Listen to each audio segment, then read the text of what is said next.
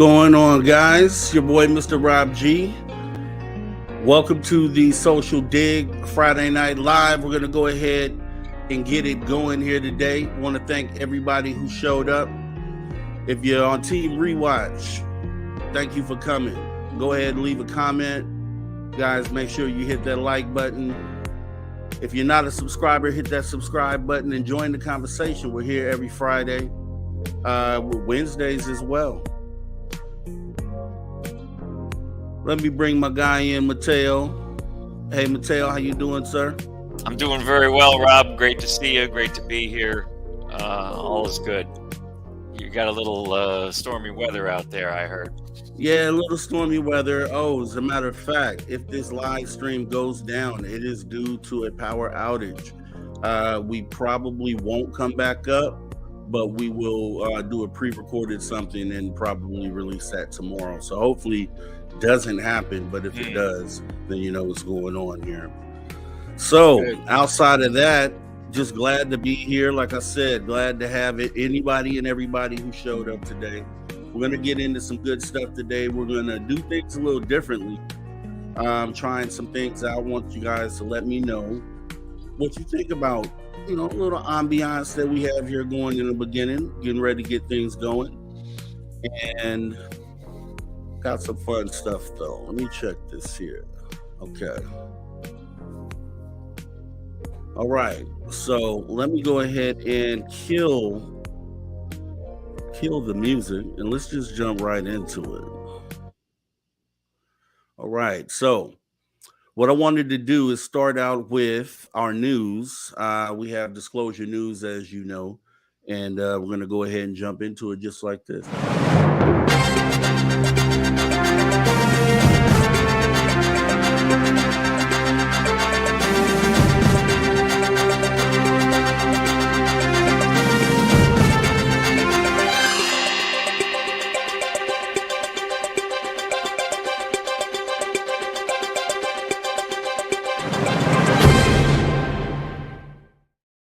All right, this week in disclosure news. So, Chinese spy balloon turns out to be all politics, just like we thought it would be. Ufology has been in trance for weeks since the first report of the Chinese spy balloon being discovered and then shot down off the coast of South Carolina. This is from the beginning was an obvious misdirection and grandstanding by the United States government to muddy the waters on the UFO discussion as the phrase balloon-like entities was introduced in the most recent UAP report. And if you look around the UFO podcast circuit, some have clung on and misinterpreted what this move actually was intended to do. This movement was an attempt to confuse the general public into believing that what had let's see here, technical difficulty. Okay, balloon-like entities was introduced in the most recent UAP report. And if you look around the UFO podcast circuit, some have clung on and misinterpreted what this move actually was intended to do.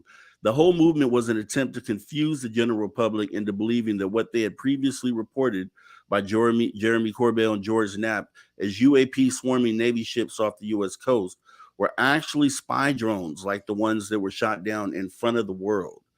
As it so happens, though, the fact that these balloons have the ability to carry an explosive payload is an important matter in itself.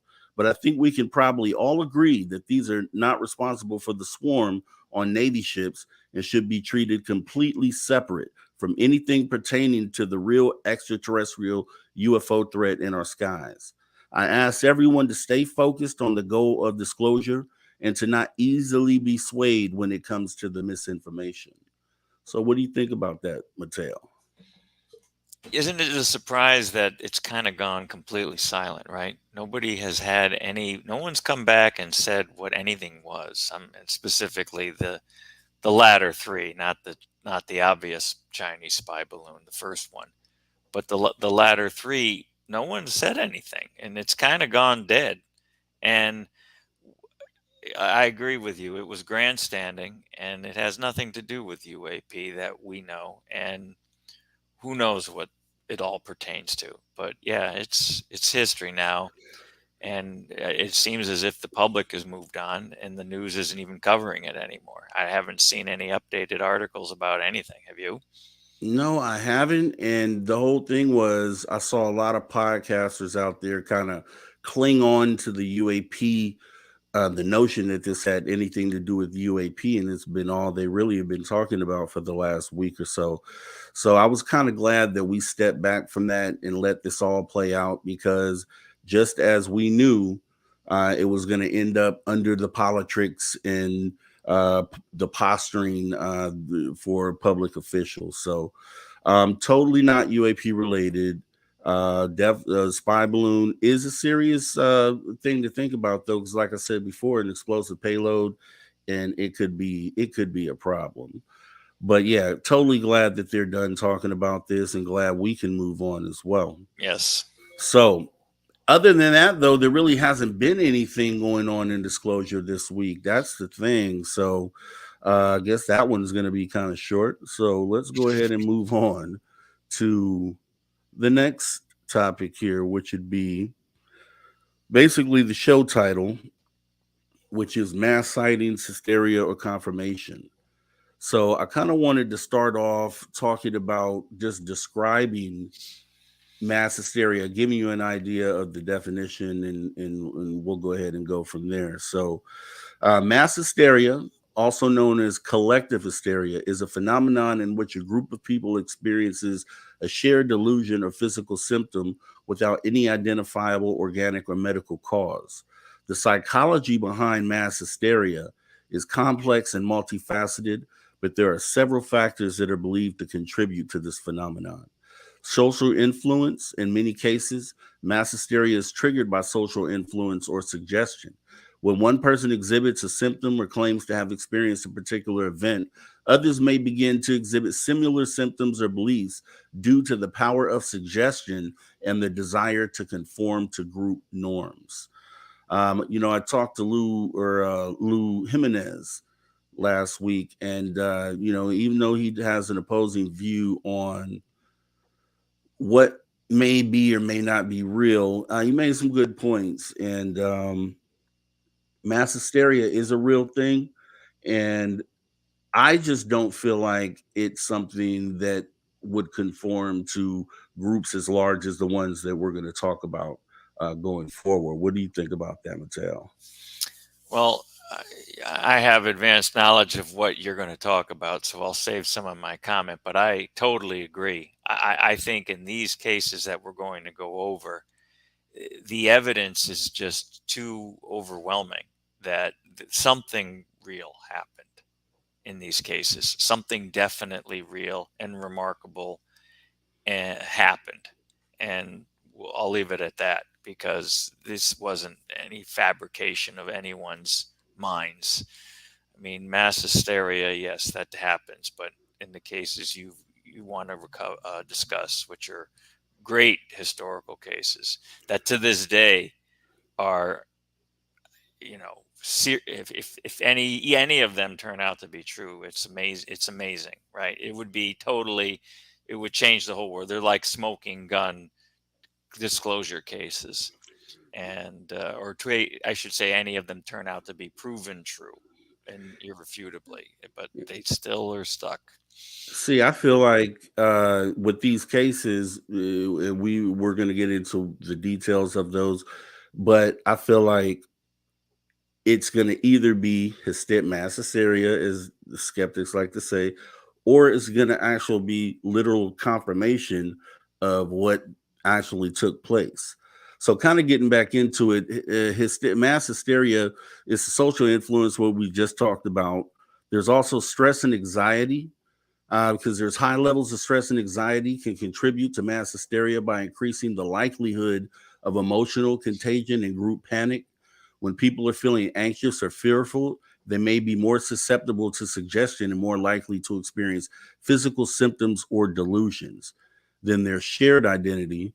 In some cases, mass hysteria may be related to a shared identity or cultural belief system. For example, during the Salem witch trials, many of the accused were believed to be members of a group that was viewed as a threat to dominant social order. Then you have psychological vulnerability. Certain individuals may be more psychologically vulnerable to mass hysteria than others due to factors such as suggestibility, neuroticism, or a history of trauma. So, getting into it, an example of actual mass hysteria would actually be the 1938 Orson Welles War of the Worlds broadcast. That's a perfect example of mass hysteria. That's textbook. But go ahead. I love this one. It was a great choice. So, with the Orson Welles back in 1938, there was a adaptation of H.G. Wells' classic novel, The War of the Worlds, which was broadcast on October 30th, 1938 by the CBS radio network. The broadcast was directed and narrated by Orson Welles, and it was presented as a series of simulated news bulletins reporting on a Martian invasion of Earth. Now, many listeners who tuned in the start of the broadcast were unaware that this was a fictional drama, and some people panicked, believing that a real alien invasion was underway. Now, reports of mass hysteria and people fleeing their homes were reported in various cities across the United States. Although the exact number of people who were affected by the broadcast is still a matter of debate, it's generally believed that the incident had a significant impact on the public perception of power and the influence of mass media. In the aftermath of the broadcast, CBS did issue a public apology, and the FCC launched an investigation into the incident. The incident also led to new regulations requiring broadcasters to clearly identify fictional content and to warn listeners of any potentially disturbing or sensational material. So that is an example of mass hysteria. A lot of people tuned in late, thought that what the story that was being told was an actual what was actually going on, and they panicked. So I could see that as a clear case of mass hysteria, but these others that we'll talk about, I don't really know. What do you think about that? See, here's the key difference. The War of the Worlds incident, the truth eventually came out, right? And it wasn't that long. It was this next day. The other incidents you're going to talk about, the truth has never wavered. The story has never wavered, and it hasn't Good been point. proven wrong or right. Mass hysteria happens, and yeah, that was a perfect example. But eventually you find out, yeah, this was all a fictional story, and everybody didn't understand it because everyone was glued to their radio back in those days, and that's how they got their news. And there was a war was on upcoming, and so everybody believed everything they heard, and this was portrayed as a news broadcast, so it had everyone tricked. So no, but the truth came out. So anyhow, That's a good point. That's a good point. So, with that being said, what we'll do next, we'll just go over some of the most popular mass sighting events in ufology, and ask you the question in between: is it more likely mass hysteria or mass confirmation? So, getting into it, and I actually have some slides for this here. I'll bring these up.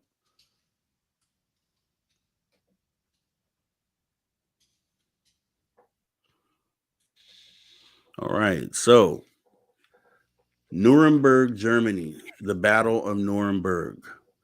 So, the Battle of Nuremberg is a UFO event that allegedly occurred on April 14th, 1561, in Nuremberg, Germany. According to contemporary accounts, residents of the city witnessed a strange aerial battle in the sky above the city, is what's depicted in the artwork that you see there. Actually, let me move this out the way. Okay. All right. The event was described as a clash between a number of unidentified objects that were seen flying and maneuvering in the sky above the city. The UFOs were said to be of various shapes and sizes, with some resembling spheres and others resembling crescents or crosses.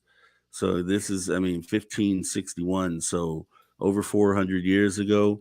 And I see ball objects in the sky. I mean, that's very similar to something that we might see or report today. So if you had to ask yourself, would this be the way that this is depicted? Would you think that these and knowing what you know of today, would you think that this was mass hysteria or more of confirmation that something probably actually happened? I think this one is a confirmation because look at the way it was depicted. I know that the skeptics are saying these people witnessed some sort of astrological phenomenon, like maybe a meteor shower or something like that.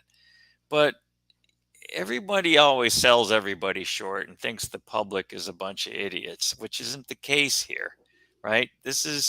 And if it was a meteor shower, people knew what meteors were in the 1500s, right? Hello. So I find this one really strange, and the fact that it's never reoccurred, but there could be orbs in there doing something. And was it really a battle between two things? And there were fire and things showing up as well. So who knows what was going on? But I don't think the meteor shower excuse or some other excuse holds any water here because this occurred at a time that people knew what those astronomical phenomenon were. That's my opinion of this. I agree with you on that, Mateo. I do.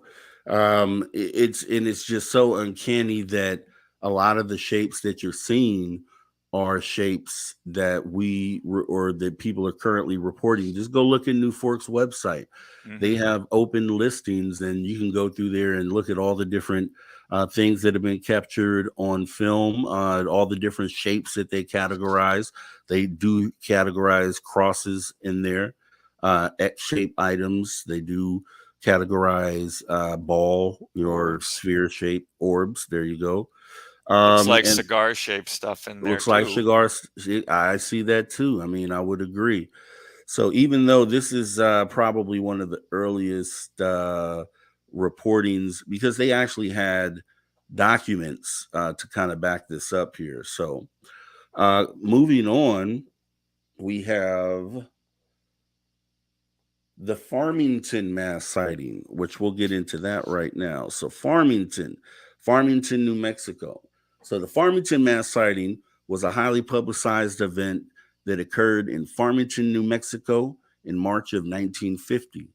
On March 17th of that year, hundreds of people reported seeing a group of between 9 and 15 unidentified flying objects flying over the town. The UFOs were described as being silver in color and disc shaped, and they were said to have flown in formation at high speeds, sometimes stopping and changing direction abruptly, which is obviously one of the five observables. Witnesses also reported hearing a sound like a swishing noise as the objects flew overhead. The incident was covered extensively in the media at that time, with newspapers and radio stations around the country reporting on the sightings. Some reports claimed that the UFOs were spotted by military personnel and that the Air Force was investigating the incident. Of course, the Air Force. However, despite the media attention, no official explanation for the incident was ever provided. Some skeptics have suggested that the sightings were caused by a natural phenomenon such as a flock of birds or a weather balloon, while others have speculated that the objects were of extraterrestrial origin. Again, with this sighting here, based off of what we just said here, I mean, it's a mass sighting, 9 to 15 unidentified flying objects. Let's see. Doesn't really say how many people saw it, but I guess mass would be probably more than five, I would hope or think. So with that, Farmington, New Mexico sighting. I was unaware of this one. This is an interesting one. And I guess it's hard to say because without all the details there, I mean, five people could put a story together. However, it did make the newspaper. So we Um, don't know exactly how many. I don't know. I mean, it's this one. I'd probably say is it for me at least. This one you could consider this to be in the air. Let's see here. Uh, we actually have. Oh, They said the town has got 5,000 people in it today by okay. 50 persons. And Magneticus says mass hysteria. So when was that? That was on the Battle of Nuremberg. Yeah, I think he Okay. had commented. Well, when you were defining it, he talked about that. He mentioned Okay. mass hysteria when you were defining it. But yeah, here's our answer. So 50 people, and and a city of 500. So 5,000, excuse me. So Yeah, 50. once Okay. again, not everybody probably was able to give their account, but I can't sell short 50 people, right? I mean, people know what a flock of birds looks like, right? So the Right. skeptics are going to come in here and say it's a flock of birds, And I but keep trying to tell people that we yeah, shouldn't. and then you pointed out the fact that they documented one of the key five observables that would have me convinced if I ever were to witness something bouncing around, exhibiting infinite acceleration, right? When it changes direction and makes 90-degree or 180-degree turns rapidly. There are some drones out there that can do that now, but not that quickly. If it's really fast and it's a large object that is clearly not a drone, then that's proof positive. This is not something terrestrial, likely, right? And then, yeah, looking at that, it says not only was it 50 persons, it said including businessmen and private pilots. Right. So, just very similar to what we have here. So let me just read this off since I can actually see it. Let me move this out the way. This seems to have more information in this article. Hmm. So, okay, so Farmington, New Mexico, March 17th. A mass flight of flying saucers over this northwestern New Mexico oil town of 5,000 population was reported today by 50 persons, including businessmen and private pilots. Detailed accounts of the flight varied, but the witnesses estimated the number of objects which appeared in groups commencing at 10:30 a.m. and lasting for 1 hour from one to hundreds. The advertising manager of the Farmington Daily Times, Clayton Body, said he was with a group of five businessmen who saw a mass flight of the saucers. Okay. Body says they were all disc shaped and fluttered through the air without descending to earth.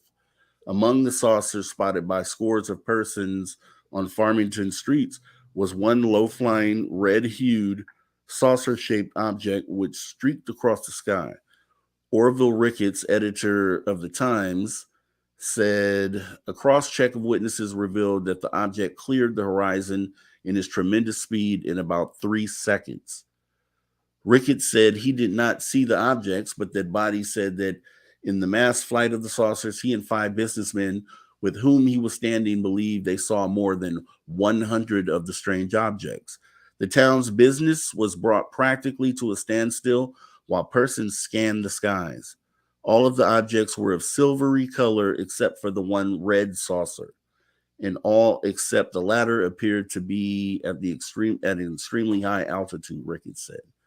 Ricketts said that among the witnesses were pilots. Okay. That's pretty detailed. Here's one important point that I think needs to be brought up. If this were to occur today, people would say, there's a potential that this is could be some sort of advanced tech, right? This is the debate that goes on with the drone swarm that was over the Navy ships and all of that sort of stuff, right? But this is 1950, Rob, right? 19 is 70 plus years ago. And if there was some sort of advanced tech at that time that could explain that, wouldn't you think we had seen it by now? Right? There's Right. nothing that could have been happening then that was top secret that we probably wouldn't already see flying in our skies today. This is my argument that these historical cases have merit because you can't really wage that argument that these could be some sort of military tech that people were misidentifying. Because if it was, well, where is it? Should have been here. We should be using it by now. I know maybe they keep the stuff hidden for 50 years, but not 70 years. Yeah, yeah. So this is credible. I mean, and I'm surprised this case isn't talked about more. This is interesting because, like I said, I had never heard of this one. This one's pretty credible. I mean, and yeah, you've got all these people, you've got lots of objects, you've got credible witnesses like pilots and business people. I mean, once again, you don't want to sell the populace short. They're not stupid. And so I don't know. These are hard to debate, man. They really are. Yeah, and with the first bit of information, I would have to say, but then looking at, and Magneticus says Nikola Tesla has some crazy stuff for sure. Looking at what I see here, just from this second story, a lot more detailed, and I would have to, lean more towards this one would probably be confirmation with the type of people that he said witnessed it, businessmen, pilots, over 100 objects. You can't mistake that. Like my sighting, 47 objects. I mean, it's double that. I couldn't even imagine that many objects in the sky. But yeah, for me, I would lean more towards confirmation on this one. What do you say? I agree. Especially too, there was that one low flying object that, that's unmistakable, The right? red Nobody, hued, a lot yeah, I of mean, people mention red yeah. lights. And if that one's, if you see stuff off in the distance, that's one thing. But if it's one of them comes up close and exhibits, you know, the one of the five observables or all of them, then, and then they mention in here about the ones that sped off to the horizon in 3 seconds. Mm-hmm. That's that's confirmation, in my opinion. This is not mass hysteria because, once 73 years ago. again, people are reporting what they saw, not what they heard. Right, like the War of the Worlds hysteria came about as of what people were hearing, Mm-hmm. and the word of mouth, as you described in the definitions of mass hysteria. This is a mass sighting, and it's confirmed, and something happened. What it is, nobody knows. That's How, We're not going to debate that, but how about you, something happened. Magneticus?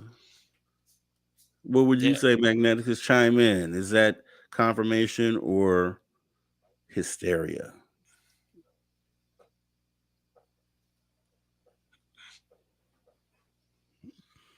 And sure he'll get his answer in here in a moment. There's a So little delay. yeah, it is. I was watched back and I could see the delay. So let me go ahead and we'll It's move about 10 into seconds. the next one here. I'm sure he'll put in his answer. I can do He both. he can do both. He can do both. Hysteria, so you can see it going both ways. Uh I guess it would depend on. I guess the question would be, what did they see? Not really the question, did they see something? Just be more question of what what was it that they saw. Hmm. So if it was something, would you say prosaic, then potentially it could be mass hysteria because they could have described it as something else, and you know how that goes along the line. Okay, that's interesting. So let me see. Let me go ahead and go into the next one, which everybody knows about. He says he started hysteria in the past and got spoken to about it. Okay, gotcha. So this one here, Westall High School. This was one of the more famous mass sightings, where Westall High School and actually primary school, because they're both connected to each other. A teacher in 1966 with over 200 children saw three UFOs hovering. Others observed one making erratic movements. One seemed to land in an area called what they call the Grange. Military came in camouflage gear, swore the teacher and others to secrecy. Currently, in current day, there's roughly about 150 people who have come forward recently backing up the sighting and confirming the sighting. They were ridiculed at the time, told that they were massively hysterical. And the Westall High School incident is another case that has been associated with mass hysteria, is what the topic is today. Uh, they saw a strange object in the sky and then witnessed it land in the nearby field. Many witnesses claim to have seen the object take off and fly away. The incident led to a great deal of speculation and debate, with some people suggesting that the witnesses were experiencing mass hysteria. However, there is little evidence to support this theory. While it's possible that some witnesses may have been influenced by others or by the media coverage of the incident, there were many independent witnesses who reported similar experiences. Additionally, some witnesses reported physical symptoms such as nausea and headaches, which are not typically associated with mass hysteria. Furthermore, there were no reports of unusual behavior or collective delusions among the witnesses. Overall, while mass hysteria is always a possibility in any group setting, there is little evidence to suggest that it played a significant role in the Westall High School incident. Now, this case remains an intriguing unsolved mystery in the world of UFO sightings and alien encounters. So, with the Westall, we saw the Westall 66 documentary by, I think it was News 7 and Ross Coulthart. Yep. And they spoke to the teacher that was present at the time of the sighting. And let me bring this a little larger so you can see what we're looking at. This is actually the supposed to be the spot where the craft landed and In the left an Grange. impression in the Grange. Exactly. So I don't know. With that being said, they have picture proof here. You have over 200 individuals who stated that they saw this craft. I don't think they saw beings in this case. They just saw the crafts and saw the crafts land, or one of them I land. believe they saw beings. Some of the kids saw Did they? beings in this. Yeah, because the crafts l- land were over the schoolyard area, and then when they went to the Grange, not all of the kids, climbed the fence and ran to the Grange to see it, and then apparently there was a landing and some creatures Oh, that were okay. seen, and then the ships left. And yeah, that documentary that you cited that Ross Coulthart hosted, the the kids were grown and they're still sticking to their story. I mean, and some of them were emotionally distraught. So to your point earlier about people feeling nausea and having, feeling sick, if you will, that's not a symptom of mass hysteria, as you said. You know what that's a symptom of? That's like PTSD. This was a traumatic event that to this day, some of the adults were even crying and breaking down during the interview I watched in some of that documentary. Some of the adults had been struggling with this, right? Because they were really ridiculed, and I mean, we saw what happened to that teacher, right? Andrew Greenwood, or his name. They Yes, basically sir. said, if you don't keep your mouth shut, we're going to tell the world that you were drunk while on duty teaching the kids. You were drinking. Come on. Right. I mean, the Right. guy obviously was at a point in his career where he didn't want to end up being disgraced and lose his job. So, goodness, they really went hard on these people to shut them up. So they were all suffering more of a post-traumatic stress syndrome as opposed to a mass hysteria. And there's just too many witnesses here. I can't call this mass hysteria. This one is too. The kids came in and grabbed the teacher. What were the kids? Could the kids have made up something and grabbed the teacher? They didn't. They saw something. Right. Something happened. Right. And they ran and got the teacher and dragged him out, and then he saw it. And so that's not mass hysteria. That's something they witnessed. Now, what that was, yes, you can debate what it was. I'm not saying it was alien spaceships, but the evidence sure supports that. I even remember one thing too, which I thought was cool. I think it was in one of those may have not been in Ross's documentary, but the one of the witnesses said one of the ships turned on its side and then sped off, Yes. which has been something talked about in terms of anti-gravity systems and how the ship might want to direct it in a different way so that it would ultimately propel them in a different direction. This has been talked about with saucers more than once. They're not going to make that up. They saw that, right? They don't know how Makes a some flying total saucer works. sense. So anyhow, I sound frustrated, but it's like you can't fake this. These people didn't make this up. They witnessed something and they got squashed big time in every way that the military and the whomever was doing their best to squash it.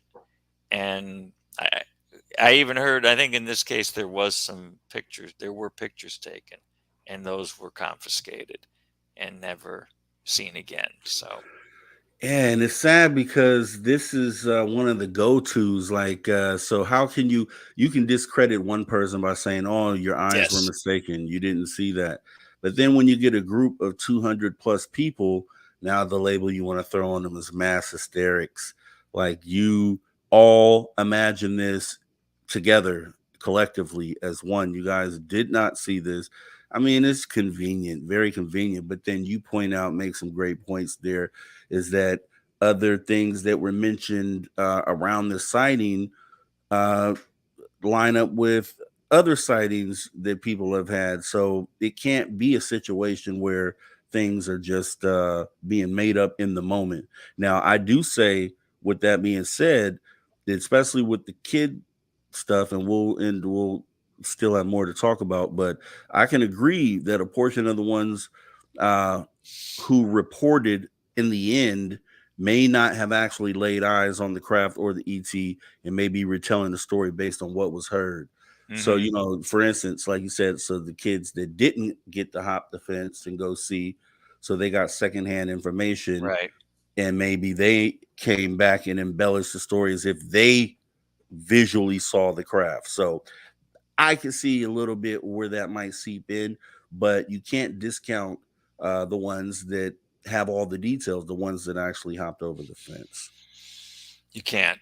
You just can't. No. It's it's amazing that these mysteries have gone on so unsolved for all this time, given the gravity of what took place. I mean, this was a big deal. I mean, I this was a mean, big event. you have like who Neil deGrasse Tyson, who will say he won't believe in until the aliens land and they're here, and like these are cases where they actually did what you requested. So we have examples of times where they did try to step out the ship or land Hmm. and make contact. So the proof that everybody's asking for is already out there. But why won't you accept it? I mean, why would you let someone write it off as mass hysterics and then not accept the fact that over 200 people said a craft landed on the ground? The impression is clearly visible here. Something landed. So we have to start thinking critically and not wanting to always explain things away. And that was one of the things I talked to Lou about last week. Like you can definitely have a skeptic view, and skeptic points are always welcome into the conversation. But when you're standing from a rooftop and all you're yelling is you're just giving a skeptic response to every single thing that comes out, then you're not really doing any good for the community at that point. You're more of being a hard skeptic than a one that's more middle of the road. So uh Agreed. and Magneticus says the public defamation is real for sure. They will make up charges, and they will, and they have, and they will continue to do, which is why I'm glad we have the whistleblower act in Hmm. the NDAA. And trust me, no one will hear your cries for help in the hole. and that is true. There have been stories where people conveniently disappear, or they just Hmm. conveniently step in front of traffic in England because cars are coming down the wrong way. So they can do it, and they've done it, and they will. So you're right, Magneticus. So, but with that being said, you would think, okay, one school sighting should be enough. There's obviously the more famous of the two school sightings, which is just as epic. And, we're talking about the aerial school sighting, Rua, Zimbabwe, 1994. This is not one of their photos. This is someone recreated what they thought the sighting looked like based on what the kids described, where they said they came out of the craft in black bodysuits, and one stayed on the craft, one was on the ground. So this is kind of what this is depicting. But aerial school, Rua, Zimbabwe, 60 children retell a story where they, while playing in a yard in 1990, on the yard in 1994, reported seeing a UFO and aliens near their school. The incident at Ariel School has been the subject of much debate and speculation, with some people suggesting that the children were experiencing mass hysteria. Let me show you these kids. Let me show you these kids, and you tell me, especially the girl second from the top left. When she gives her statements, she Unbelievable. I mean, she is just so true to life and true to what she is saying, and you can see it in her face. She almost looked shell shocked, sort of, from the incident. A lot of the kids did, if you want to be truthful. You can catch this. This has been cataloged in Randall Nicholson's Aerial His School documentary, Phenomenon. yeah, which was Exactly where excellent. he really goes into detail. But with that being said, while it's possible that mass hysteria played a role in the incident, like I described before, there was also evidence to suggest that the children's accounts were genuine. Several other children reported similar experiences, including seeing a silver object in the sky and humanoid figures on the ground. As if we were to go back to that. Okay, some of the children even drew pictures of the aliens they saw, which I don't have the picture here, but they all drew something that looked sort of similar to this image here, and a lot of the details amongst the kids were pretty much the same. It's also worth noting that the children's accounts were corroborated by some adults in the area, including a security guard who reported seeing a strange object in the sky around the same time. Because apparently, for a period of a few days in that area, they had been seeing others had been seeing craft in the sky, and then they have this incident at the school where you would assume that the craft that this guy saw landed. So overall, while it's possible that some degree of mass hysteria may influence the children's accounts, there is also evidence to suggest that they were reporting a genuine experience. Now, this incident remains a fascinating and controversial case study in the world of UFO sightings and alien encounters. So, I agree with that. I mean, look at, okay, over 250 kids. We'll just put both those school sightings together and some adults. This time at the aerial school, they actually saw the beans get out the craft. You said they saw them come out in the first one, so I guess that'd be I, both I I may situations. be wrong there, but I think I recall hearing that mentioned as well. But this one for sure, and yes. Um, and I don't want to cut you off, Rob, but No, no, I no. Go think ahead. one of the most important aspects of this aerial school case was the intervention from the Harvard doctor of psychiatry, John Mack, John Mack, right. who destroyed his career because of this. And that guy, he was covered in the aerial phenomenon Yes. documentary, but there was also an older documentary that played his recordings of the interviews with the kids and all of the testing. He, you're, the topic for tonight's show is mass hysteria. If you're a doctor of psychiatry, what better field work would there be to go to a school like this where an incident like this happened in order for you to determine, was this mass hysteria or did something happen? And as the story goes, leaving out the kids for a moment, John Mack was condemned by his peers at Harvard for like losing his mind and going off the deep end on this, which is so unfortunate because when he got there, I'm sure he was looking for mass hysteria, and all Exactly. he got were these accounts. That's a great point. If you watch them, like that girl you pointed out, her account is so genuine and so powerful. This kid could not have made that up. And John Mack, being the doctor of psychiatry he is, he asked the perfect questions like, how did you know? Because remember in the documentary, several of the kids had telepathic communication or Right. telepathic messages, I should say, conveyed to them. Not more of a one way. And Dr. Mack asked, "What did you hear? How did you know this?" And more than one kid said, "It came into my mind." Yep. Especially that girl, and there was another boy and two girls who talked about that, and the theme was the resounding the same.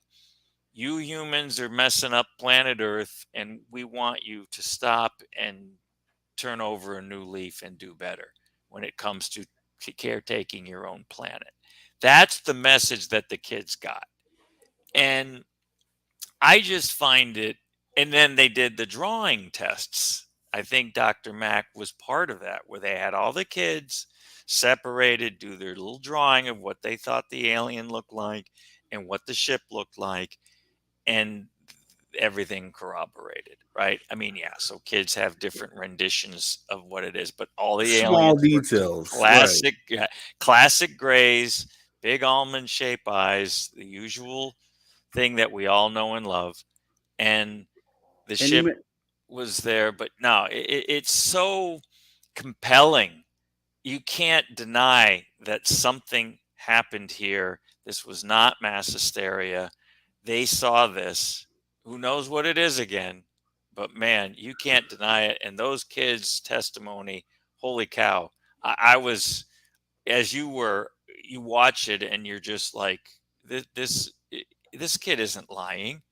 None of the kids were. They were all like eager to share it, but you could tell that they weren't making this up. And then I guess a lot of them got interviewed as adults again, similar to the Westall case, and they're all sticking to their story. Nobody's like, "Oh yeah, we were all faking it." That would have come out by now. So definitely. anyhow, And then Rua Zimbabwe. I mean, I think they said in the film that aliens and spaceships is something that they don't even think about or encounter as far as the no. topic. What year And was then for this? them, 66? 19, this one was 94. 94. 94, Westall was yeah. 66. 66, yeah, 94. Yeah, I mean, I don't see, it's a school. I don't see kids, gaining up, in an area where they wouldn't even be dealing with it. Why would they all suddenly say, well, let's pretend this is happening and make a big deal out of it? No. Well, then the detail that they gave about a tight bodysuit. So we know classically that's what's been described in a lot of sightings and encounters. So how I just don't see that they would have that particular detail that these things wear tight bodysuits. Because based on if they were going to make up a story, they could have said he wore anything, but they said a black bodysuit like a diving suit, and that's exactly what others describe. So that's another key. And the kids in Zimbabwe at these schools, that's a different world than what we're Right. used to. And they're Exactly. not exposed to mass media even in the 90s. And they wouldn't have seen a lot of the movies and the folklore to, I guess, plant these seeds in their mind of what these things should look like as much. I'm sure a few kids, every kid can read and watch TV, but I don't know what the exposure of those sort of Western culture, pop culture things that would have taken place by this point at 90 in 1994. These kids were generally very conservative, right? They were very well behaved, kind of high pedigree, highly intelligent. Very. And you could just tell that these kids weren't like into this. This something happened and they were giving their best account. And the fact that it all agreed, it's like, man, you just can't, as the saying goes, you can't make this stuff up. This And one's they were just scared. They true. were clearly scared to death. I mean, you could see it in their face. And then he brought up another point was those kids still had to go to school after that without support, without anyone believing them, having to deal with the ridicule as children throughout the rest of their school years. And you in the interviews with them as adults today, you can see how it really affected them deep down. It's something that uh some of them, he said, wouldn't even participate because it was too much.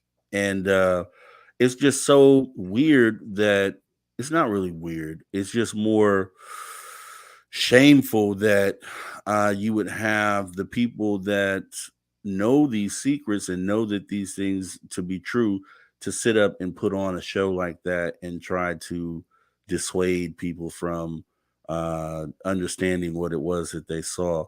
It's a shame. It's a crime, almost crime against humanity, I would say. Yeah, because these kids were affected for life once again. And, they'll carry this for the rest of their lives. And if you never get confirmation of this and you're ridiculed for it, that's a big burden to carry for a long time. Yeah, And the yeah. only thing they had was each other. Each other. And I Yeah, they noticed were. that in several of the interviews when there were like two or three kids together and Dr. Mack asked a question like, "Well, where did you see where it was?" And they were all like, "It's over there. It's over there." And they were all like kind of supporting each other because you could tell they were afraid that were going to either get in trouble or be told that they were liars, right? Because kids, we do that all the time. And they were all like banding together in hopes that they had strength in numbers so that no one could say, "You're making this up." I mean, you heard one of the girls say in her interview that she was afraid that it wanted to take her with it, that it wanted her to go with it. I mean, and that, she, once again, that's something that she didn't get help for immediately, and hopefully she's getting some help today. But she had Right. to, her developing years, all her developing years, she had to deal with that. So it's a shame, Yep. and kind of goes back to, people throwing out mass hysteria like that's just always going to be a Yep. thing. So with this sighting, where do you go? Hysteria or confirmation on this one? Confirmation all the way. I mean, this All the one was way. just too compelling. Come on. You can't make this up. These kids didn't make this up. They saw something, and everything that they wrote about has no prosaic explanation. And of course, Magneticus' humor. He says, "You want to see mass hysteria? Start a fire at the movies." You can always count on a good one coming from that guy there. So, moving on into the presentation, we have probably one of the most famous mass sightings to date, and we actually had a gentleman that was involved with that on our show a couple of weeks ago. That Tom King Mr. Tom King. came Yes. in with the sky watching and talked about his experience with none other than the Phoenix Lights. So, with the Phoenix Lights, just a background for those who may not know, the Phoenix Lights incident occurred on March 13th, 1997, when a number of strange lights were seen in the night sky over the city of Phoenix, Arizona. Now, the lights were first spotted in Henderson, Nevada. Then the lights began to migrate towards the state of Arizona, passing through Prescott, where it was seen there, and then eventually being seen and filmed as the lights reached Phoenix. Now, some suggesting that this was a mass sighting, some suggest that it was a mass sighting of extraterrestrial spacecraft, while others argue that it was simply a case of misidentified aircraft or other natural phenomenon. Eyewitnesses described the lights as being in a V shaped formation and moving slowly across the sky. Some witnesses reported seeing a series of smaller lights within the larger formation, while others described the lights as being a solid object. The lights were visible for several hours and were witnessed by thousands of people in Phoenix and surrounding areas. Now, initially, the U.S. Air Force again claimed that the lights were caused by flares from a training exercise, but many witnesses disputed this explanation, saying that the lights they saw were far too large and moved in a way that was inconsistent with flares. The incident has been the subject of a lot of controversy and speculation, with some suggesting that it was a case of mass hysteria or a deliberate hoax, while others argue that this was an actual extraterrestrial event. So, Phoenix Lights, Mattel, what do you think about that? I have, this is one of my most upsetting incidents, I say, and I'm going to give you something that you probably aren't expecting. Similar to Magneticus's suggestion earlier, this incident is both. This was a mass sighting and it was mass hysteria. And here's why. I get annoyed by this case because it is not properly represented. What actually happened? You covered it, but here's what actually happened. Between 7:30 and 8:30, when the craft was coming down from Nevada through Prescott over Phoenix proper, that was when people saw something that was for real. And I don't know of too many photos that were taken at this time, but this was the massive V craft, and there were several documentaries where people got interviewed and talked about the thing. Even Fife Symington, the governor, later said he saw the V-shaped craft, which had like 5 lights on it or something like that, and it was the size of like 2 football fields or something gigantic, right? Moving over at a very low altitude silently. That took place early. And here's what I think happened, Rob. When the government, that of course rung the phones off the hook, right? People are going to be calling 911 and calling their friends and calling. What caused the mass hysteria in the Orson Welles War of the Worlds case? Was it witnessed things or was it word of mouth? It was word Definitely of word of mouth. mouth, and it was what came over the radio. Same is true here. So after the real mass sighting took place is when the mass hysteria occurred. And there's a big and here, and a big additional, I'll say, crime against humanity. I believe, and this is my opinion, but I have reason to believe this, the military deliberately obfuscated the whole thing, got their damn A-10s in the air and dropped flares. In the picture that is shown 99% of the time when the Phoenix Lights incident is mentioned is what you're showing, and those are flares. And everybody saw the flares because it was 3 hours later, or 2 hours later, 10:30. 2 hours later, after the news had been screaming this and people's phones were blowing up and word of mouth was spreading like wildfire, everybody ran to the window to look and see if they could see it. Well, guess what? The real ship was long gone. Here comes the military dumping flares, and now everybody sees the flares, and that's what everybody thinks the Phoenix Lights were were these Hmm. flares that got dropped at 10 to 10:30. This is my theory, and I'm sticking with it.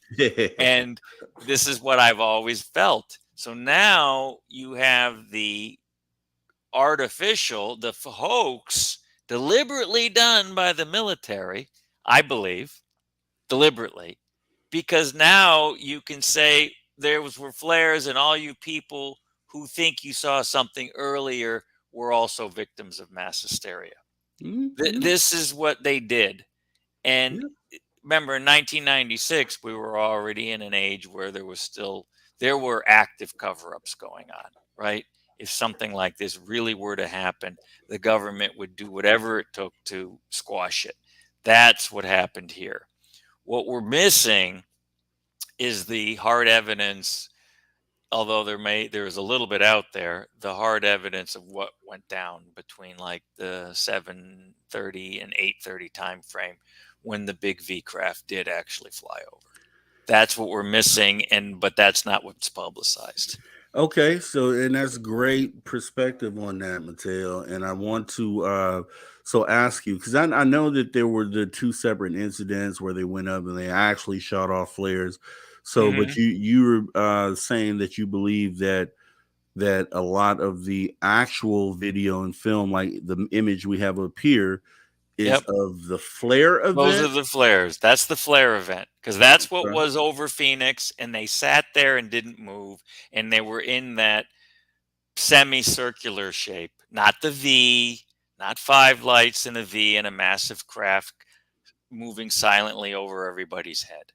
That Okay. what everybody saw and photographed and the news captured ad nauseum was what you're depicting here. That was at 10 to 10:30, and it was after the mass hysteria had set in, and the government deliberately did this in order to create the excuse that they have ultimately leaned on since, which is you saw flares at 10:30, which is the absolute truth. Everybody saw these things, and these were flares. What they did is completely ignored what really went down, which was the big V-shaped craft that came over 2 hours earlier, which no one had good pictures of. And so this is why I say this is a combination of mass sighting and mass hysteria. It's both. And Okay. it's really sad because I do believe something really went down earlier, where there was a big big triangular V-shaped craft that we've heard about over the years as a type of craft. You heard about saucers, you hear about orbs, you hear about cigar shape, but V-shaped triangles are also talked about a lot.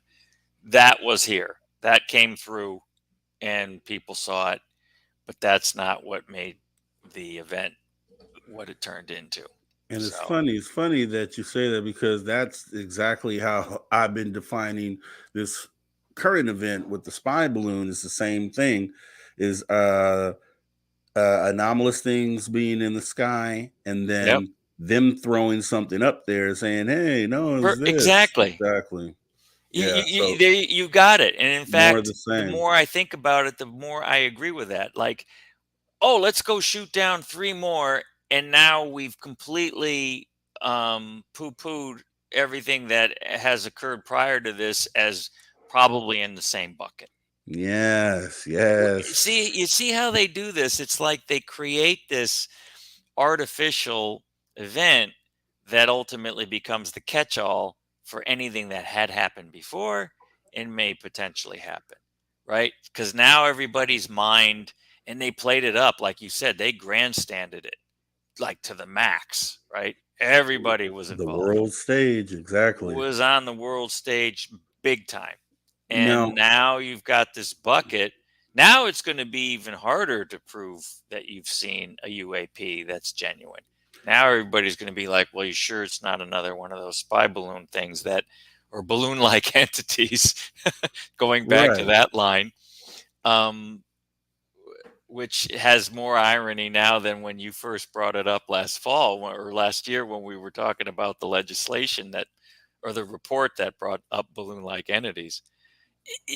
it seems like they've done it deliberately again, like they did with the Phoenix Lights. They deliberately dropped flares so then they could say, okay, that's all you guys saw, and you people who And saw something earlier, you're delusional. and the point of that was, yeah, the just notice the misdirection. It's obvious misdirection because, as Magneticus has pointed out, balloons have been issued since the 1940s. They've been doing balloons forever. So understand that separated, and they have the balloons, they were Japanese balloons, right? The ones from World War II that ended up making their way over the United States, and some fell into forests and caused fires, which Magneticus is referring to right here.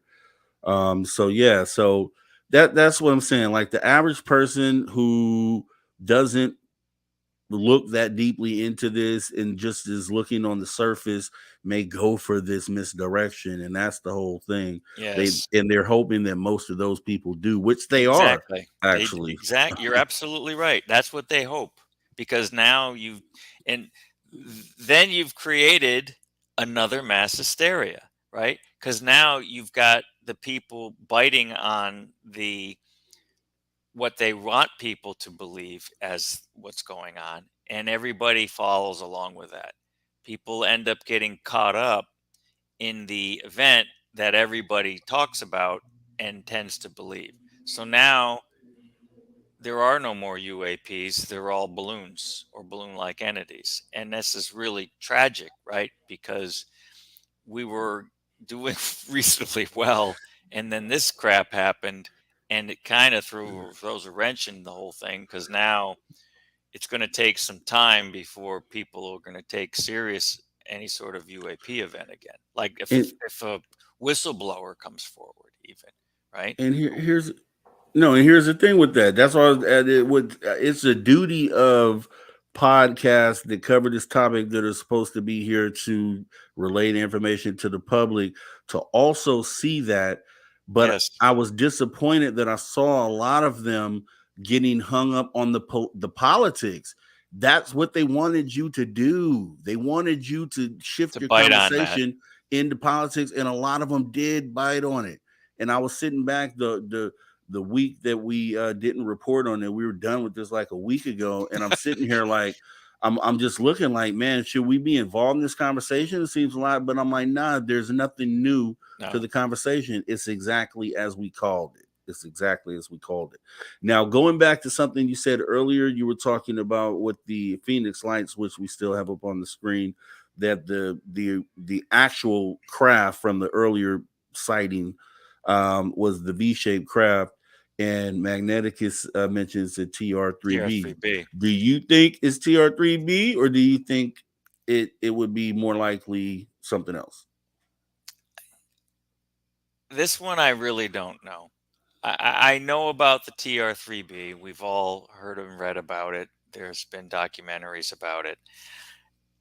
It's very possible that this could have been the TR3B. I mean, people wouldn't, that thing hasn't, rumors come from reality, right? There's something out there that the government made. So is it some sort of anti gravity alien reproduction vehicle in the shape of a triangle, the TR3B? Yes, that's probably true. And was the Phoenix Lights that particular craft? Very, very possible. And I just don't know, because the TR3B has been a mystery that's been out there a lot, and there's no proof positive yet that it exists. There's only been people who see big black triangles with lights on them, and that could be an explanation.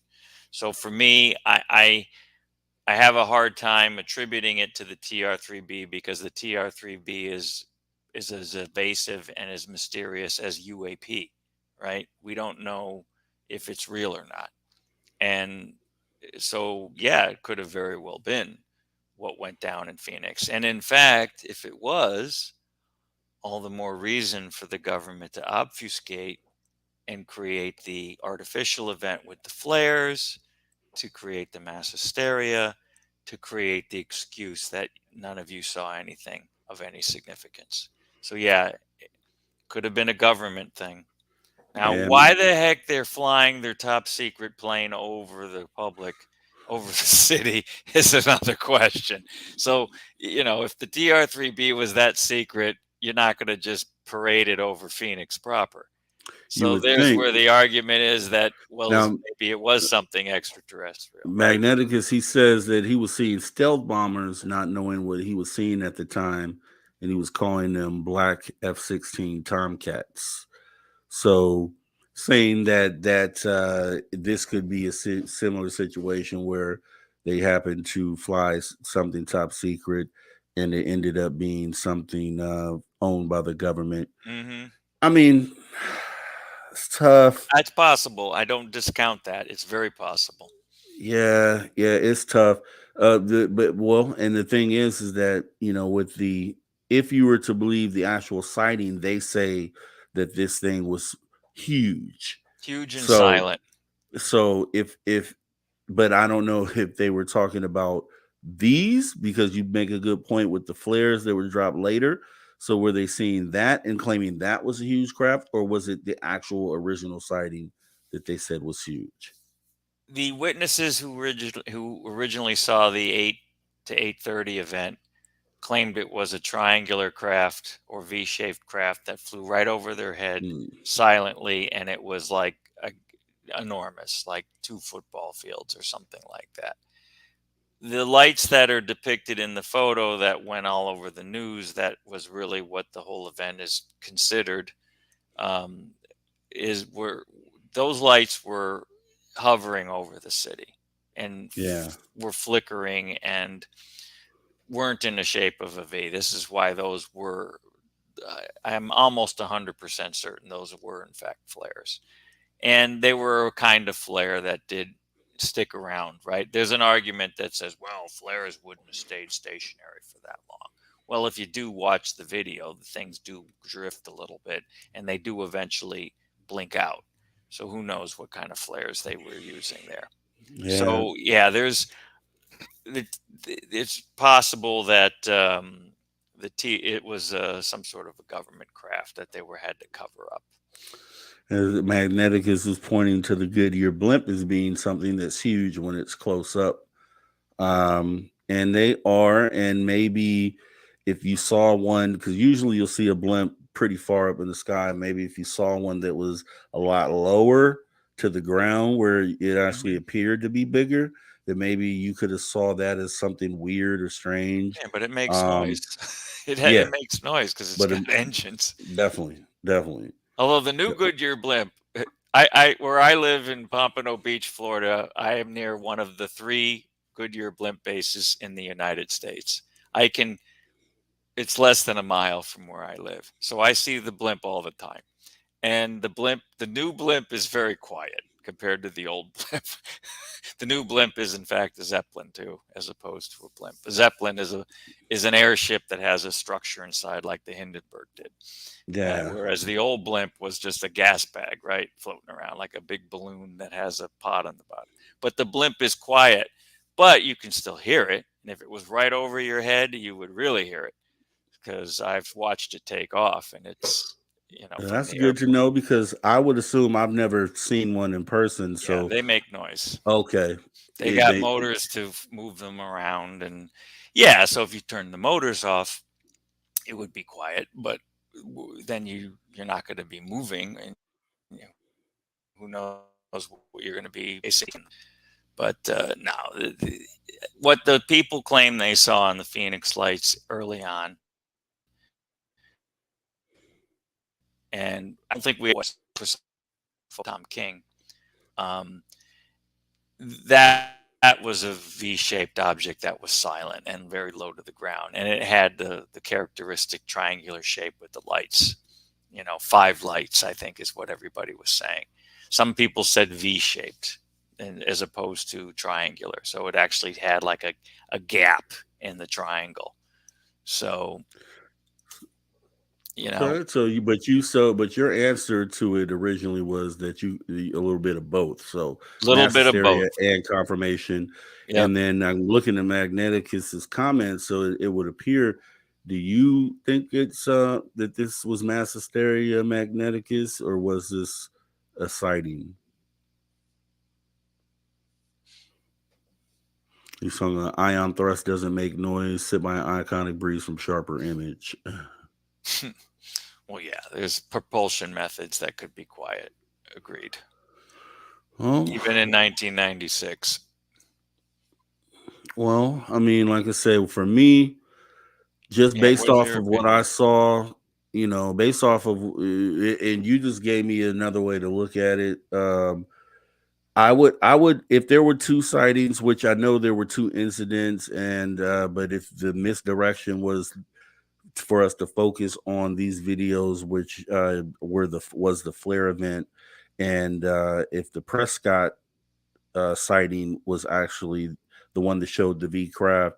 I would be undecided because I hadn't looked too far into the Prescott sighting to know the details. But I don't know. Some people said they saw the sky through in between these lights. Some people say it blocked out the stars. So it's That's hard. It's exactly the hard to difference. it's hard to The, go. yeah, the earlier sighting, people said it blocked out the stars. The ones where the people saw the V-shaped craft. What happened in the photo over the city clearly was not a craft. It was Okay, individual lights, and I can I go will with that. claim that they are. Magneticus says he agrees with me. It was both. Yeah. So hey, two out of three ain't bad. I'll go ahead. I'll go ahead and join in with that too, because a little bit of both. I guess I'm in the middle on it anyway. Yeah, So I can go with that definitely. you picked some really good cases, Rob. I liked all of these because these were all great examples of mass sightings that could be construed as mass hysteria. And You can see there is a mix, right? there is a mix, and that's why it seemed interesting to look into, because just even with, like I said, with the school incident, where a portion of those kids probably didn't see the actual craft Hmm. and just told their stories based on the ones who did see it, even though it was an actual sighting. But the people who didn't see it, that would technically be uh, a form of mass hysteria in their small group. Yep. So okay. With that being said, then we'll move on. We have another segment here coming up, which is going to be Once Upon a Time in Ufology. So we got a nice little something going on for that. So let me go ahead and get the theme for that. Here we go. And here we go. Once Upon a Time in Ufology.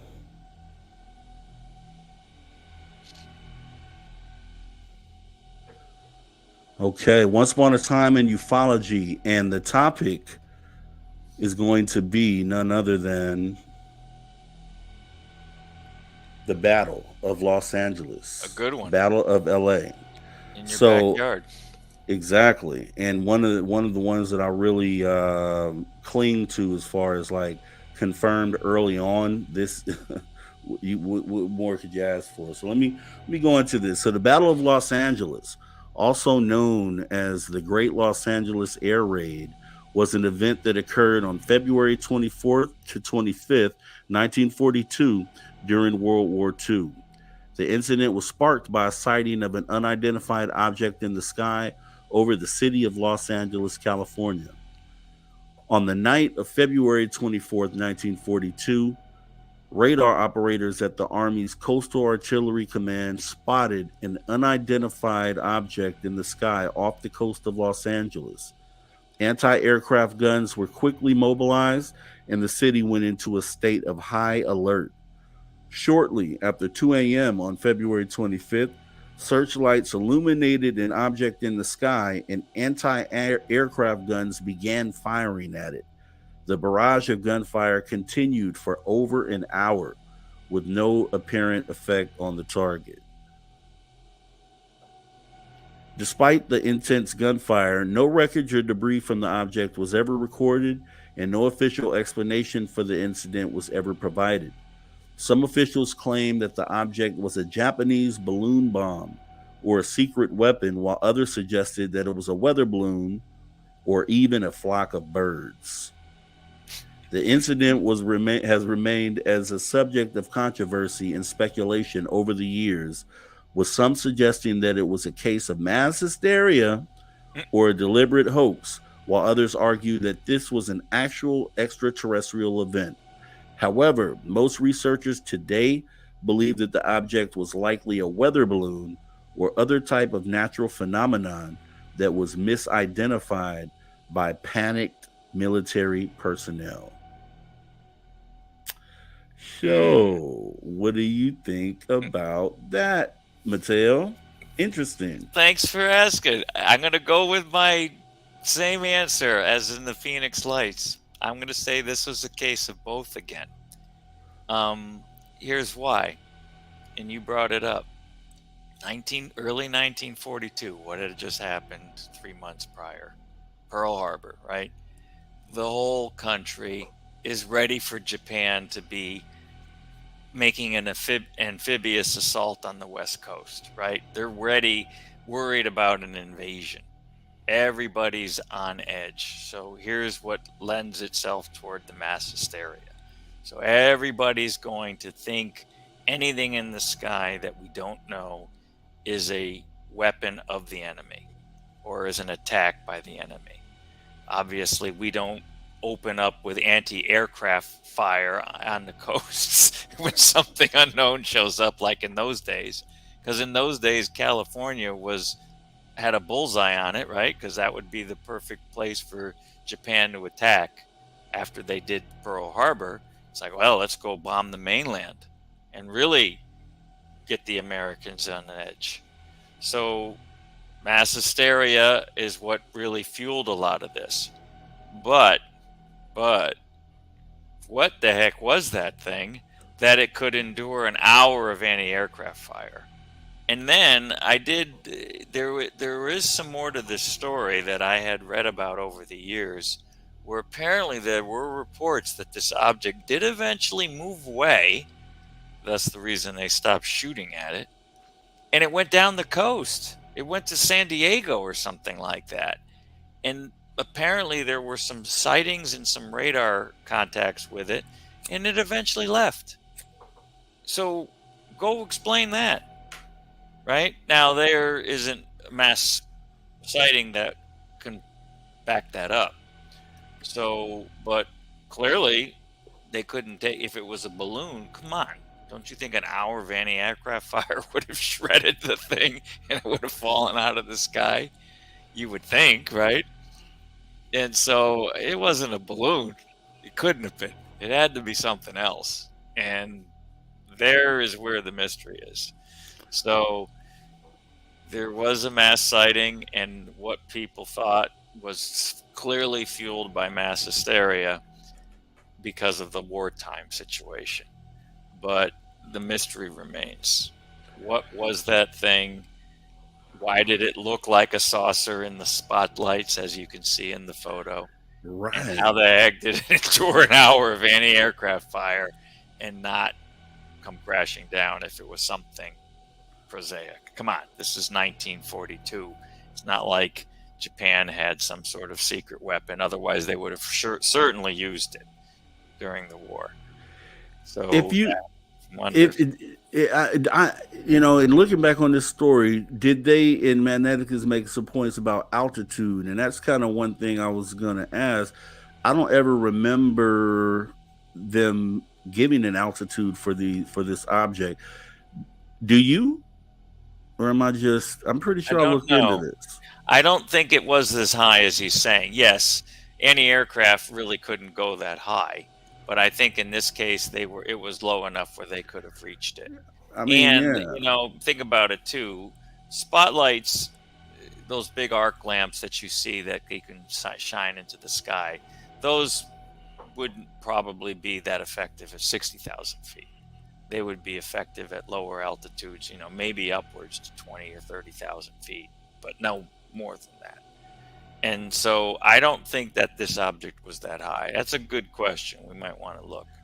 Go I ahead. used to think that this image, like when I first heard about this story and I looked at this image, I thought it was like a recreation of the event, but this is supposedly the actual photo. A real newspaper person took the So, photo. Yeah. and they seem to have it pretty locked in. I just wish the resolution was better because it's obviously focused on something, and it would be just wonderful to see at least a shape of what that is. um Yeah, that's one of the reasons why, because of that shape that came out of this one particular picture. This is where the whole alien spacecraft aspect of it came from, along with the fact that it couldn't be brought down, See, so nobody if you knew what look the at heck that, it was. and because I guess when you say craft shape, so if you look at Yeah. where all the light focuses there, Yep. um it appears to, if you're only looking at that, it does seem to be A disc. an actual disc. Yeah. But here's what I was seeing, and maybe I'm seeing wrong. Oh. Look above that. See where the little light specks are. So Yes. I was under the impression that that was that it wasn't focused on the entire ship, like it's only focused on the bottom, and that there's some of it that you can't see in the darkness. I think those specs at the top were anti-aircraft um, detonations. Because remember, the way anti-aircraft works is it's a shell with a charge that blows up at a certain altitude to create Mm-hmm. shrapnel, which would ultimately damage bombers and other aircraft flying Mm. through it. So I believe the white specks were actual um, explosions of the anti-aircraft shells, which you could see were above it, right? So there answers our question that the anti-aircraft clearly was reaching it. Now, the other thing that this guy or this photographer had to do was um, he had to do a long exposure, right? Because it's a nighttime photo. So these, back in those days, what they did is they would open the lens and let the light in for an extended period of time. It wasn't a fast shutter click. It was like maybe 15 seconds or something, right? And so now you're going to get captures of multiple anti-aircraft detonations, and that's what I think those little specks are.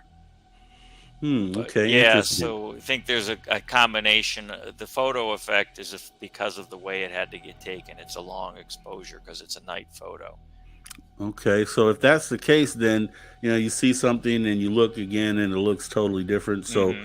now that you explain that, then I'm assuming that that bright circle part there in the middle is what's purported to be the shape of the craft, the The entire object, yeah. craft. Okay, Yeah, and well this that is it. It looks like a disc, so everybody was like, "Hey, that's an alien spaceship," and that you makes so know, much that makes a lot of sense. As there wasn't that much exposure in 1942, yeah, which is why it's I all mean, you crummy. even do that now. I mean, a lot of people do night photos that you have to kind of do a long exposure in order to get it to come out to be any good. So things blur if they're moving, or things that are bright really get bright. And then if something flashes on and like people do lightning photography, the way you do lightning photography is the same way. You just open the lens and hope you catch some. And if you catch more than one, then it looks like you got this huge lightning thing going on. It's really cool. But I think that's what happened here. It was a long exposure shot, and we kind of got a little bit of everything. Well, this goes down in the books. I mean, like I said, once I found out that it was an actual real photo, then it was just Mm. amazing, shocking that they were able to zero in on it in this way, and we haven't been able to do that since 1942. Zero in on an object and get a picture front page news. So um yeah, Hmm. hopefully we get, in this new day where we do have better equipment, hopefully we can get another sighting like this. It's bound to happen, truthfully. I The way I feel is like it could be tomorrow that we get a picture like this, crystal clear. You know what I mean? Hmm. Like they're up there, they're here. We have cameras. A lot more people are being made aware to watch the sky and then to take pictures of things they don't recognize. And so I just really feel I'm optimistic that any day we'll get something pretty clear, hopefully on this level. Yep, me too. I mean, we've got plenty of eyes and cameras now, so everybody's walking around with one. So it's only a matter of time. The next mass sighting will have mass photos, right? Yeah, can't Mass wait. photos, because goodness, people whip out their phone and take pictures of police traffic stops, right? And fires that are going Exactly. on, or like emergency vehicles to attend, some That's a sort good of. example. Yeah. People are always taking video. Camera activists that are just ready to film at the drop of a dime. Yeah, yeah. Mhm. And that hopefully that's what we created or at least inspired some people to do by having the sky watching show the other night. That Yes, was the point of that. that was great. So, and then the point of this show was to kind of look at mass hysteria and then, see if that's if that's a logical answer for some of the biggest things that we've seen out there. Now, now this is out of the segment, but what would you consider this confirmation of hysteria? Well, I mean, it's on the front page. It's, Yeah, you I, got a I, picture s- I s- I started off by saying it was both again, similar to on the this Phoenix one. Okay, Lights. okay, Yeah, I think there was something there, but the mass hysteria fueled a lot of what was going on here. But there was definitely something there. What it was, we don't know. So we have confirmation. But as far as what it's being conflated as, we don't, that was fueled by the hysteria. Because at that time, everybody was on edge given the wartime situation. So I think this is a little bit of both. But you can't deny that there was something there and we couldn't shoot it down. And what does that mean, right? I don't know what that means. It okay. I'll roll seems with you like on that one something too. there. That's plot you make a lot of sense. I'll roll with you on that one too. And so what we'll do then, I mean, this is really done for Once Upon a Time in Ufology. This isn't for all the veterans and all the people that already know all these stories about ufology. This is more for the newcomers who are Hmm. still learning and absorbing stories. So you'll find this segment every Friday here on the Social Dig. As well as the next segment is we're going to go into here, which is going to be uh, science fiction to science fact movie edition. So let me go ahead and get us into that. And I think we'll roll with the same music. Science fiction to science fact, guys. The movie for you to see is Arrival. So I understand you saw this recently, Mateo. Why don't you go on and fill the audience in on what this is? Yeah, well, it wasn't that recent. I think I saw it. I watched it again maybe 6 months ago, the end of last year, or middle of last year, toward the end of summer.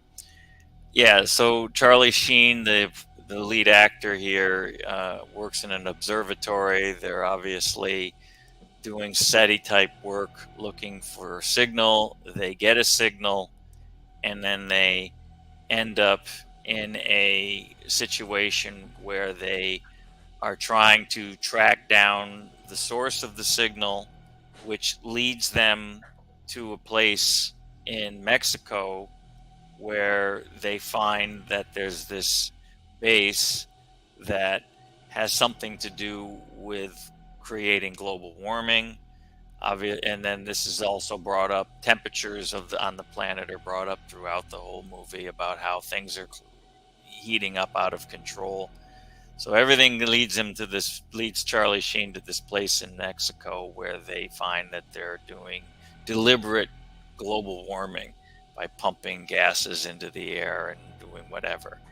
And I don't want Mhm. to be a spoiler here for somebody who Yeah. hasn't watched it yet, but basically there's a controversy about who's behind that effort, where are they from, and why are they doing it. And that's basically the whole source of the movie. So Charlie Sheen finds himself smack dab in the middle of this whole controversy. And obviously, he tries to destroy it or tries to stop it. And you can only imagine where that leads. Definitely, definitely. So, just like you said, this is a movie that if you, even if you are seasoned in this and you've seen this, the whole point of science fiction, the science fact, is to look at these movies now through a different lens. Being that now that we, since 2017, when we were made aware that these UAP are in the sky, notified by our government, that when you go back and look at these movies, you have a different view of the reality, the potential reality of what is actually going on in the movie and the story that's being told. Global warming, we're going through that right now. We think it's from us, but it could be from another source. We just don't know. It could be a natural cycle the Earth goes through. We don't know. We haven't been here long enough to figure that out.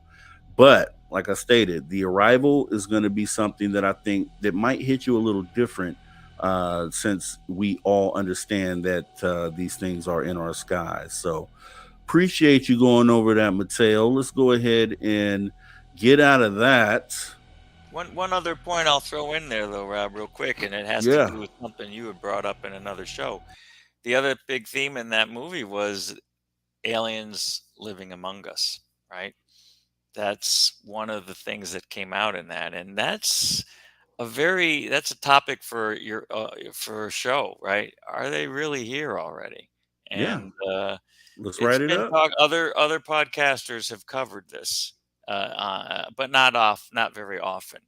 There's that potential exists, and I don't discount that. I mean, I haven't met anybody whom I think is an alien, but if they are here and among us, I wouldn't be surprised one bit. I wouldn't surprise me one bit. And that's what that movie basically that was included in that movie, where it turned out they had completely infiltrated society, and nobody knew.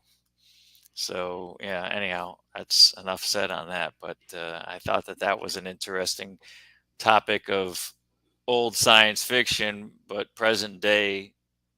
Yeah, You hear a lot of the guys talking about it. Lou Elizondo talks about it. Jeremy Corbell, all of them talk about and George Knapp. They're all talking about um, the likelihood of aliens among us as a possibility. Even Richard Dolan did a show once about that, and he said he hadn't put a lot of thought into it at first, but the more he thought about it and the more he researched it, the more likely he said, this is very, very plausible that this could very well be the case. yeah. They claim Mark Zuckerberg is an alien walking among us. Elon Musk has tweeted himself that he is an alien walking among us. So I'm with you on that, and I totally agree. It's very plausible that, I'm not going to say all species, because I do believe there's multiple species, and actually that's what I want to do as well, as get into a show and go over the different species Mm, that they may have. So maybe we'll do that on Wednesday. mm, But yeah, looking at that, I mean, I do believe that they are among us, potentially walking among us. It would make sense. But some of those species, like the mantises and the grays, I don't necessarily believe. I think there's been rumored, obviously, because we don't know for sure. Speculation says that there is a group that are pretty much identical to humans, and I don't see that as being far fetched, because as we're a space traveling species, if we were to visit another planet where they did look like us, then it'd be the same thing as what we'd be experiencing here. So yep. makes a lot of sense. So, but with that, we've been here about an hour, 30 minutes, about where we wanted to keep it, trying out some new stuff. So, thank you guys for bearing with us. Oh, there's a bunch of comments in here. Let me get to all these. Magnetic is, let me see what he's saying here. Let's see. Yeah. He was commenting on a different movie, on the He movie. said he says that all the time. Remember when science fiction became science fact, and that's true. It's the truest statement ever, because there's so many examples of that, especially with this UAP thing. Something that we didn't think, or a lot of people thought it was real because they experienced it. But I'll speak for myself. Prior to my sighting, I knew that it was possible for alien life. I didn't really realize that they were actually here. So with that being said, that's one of the biggest things that have became fact, and there's a lot of things that fall up under that, and we'll be touching not just movie edition. We'll be talking about a lot of different technologies and things that have came to be, that were once science fiction. So these subjects that we're working out, these are going to go a lot of different places, and this should be fun. So I really appreciate you guys coming along for the ride. For now, let me get into our little kickback outro music here. So we got some outro music here at the Social Dig now. So this is where we talk to the crowd. Magneticus, really appreciate you coming through and participating in the chat. Yes. I really hope to get a lot more people in here to have discussions with you and with us. That's the whole point of the Social Dig, is for us to get together and have conversations so that we can brainstorm to figure out what the next step is for us all. So that's what it's here for. And if Magneticus is the one that shows up, and Miss B and others that do drop through, then that's who we'll be talking to. So definitely want to thank you for coming through to the Social Dig today. And Mateo, really appreciate you coming through. Glad you're back from vacation. We got some work I was to working. do, baby. If I was on vacation, that would have been different. Well, yeah, vacation, anything away from the show seems like vacation. Yeah, I was traveling. You know what I mean? No, I was away a while. No, it's awesome to be back on Friday night. This is great. Love doing it. Thank you for having me. Thanks for soliciting my opinion on these things. Great topic tonight, man. Great topic. You did magnificent research. I loved the cases you picked. Those were perfect. So appreciate it.